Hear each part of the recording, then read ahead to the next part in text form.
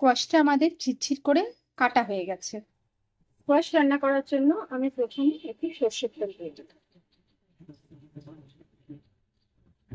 সর্ষের তেলটা গরম হতে দেব।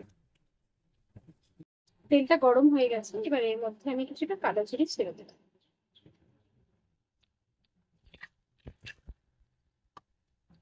কালো জিরেটা ভালো মতো ফুটে গেলে এর মধ্যে ছেঁড়া কাঁচা লঙ্কা দুটো দিয়ে দেব। কেটে রাখা স্কোয়াশ গুলো আমি এর মধ্যে দিলাম। এবার এর মধ্যে একটু হলুদ দিয়ে দিলাম। এরপর দেব নুন স্বাদ মতো দিলাম।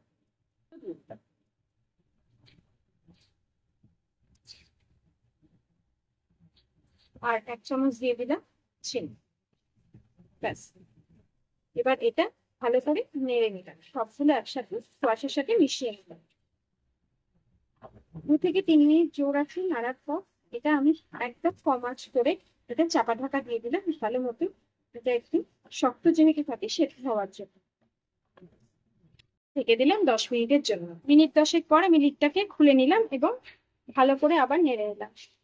দেখছেন এটা মোটামুটি হয়েই এসেছে, নরমও হয়ে গেছে এবং লাল লাল হয়ে গেছে।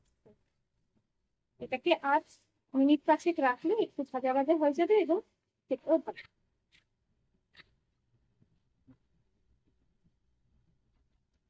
এটাকে নেড়ে নিয়ে এবার আমি আবার লিডটাকে ঢাকা দেবো মিনিট 5 জন্য। এবার লিডটাকে ওপেন করে নিলাম এবং ভালো করে নেড়ে দিলাম। জিনিসটা হয়ে গেছে, আপনারা দেখতে পাচ্ছেন।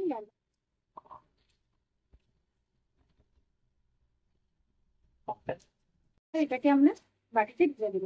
এটা রেডি হয়ে গেছে। এর উপর একটু ধনেপাতা কুচি দিয়ে দেবো। এবার এর মধ্যে একটু গার্নিশিং এর জন্য ধনেপাতা দিয়ে দেবো।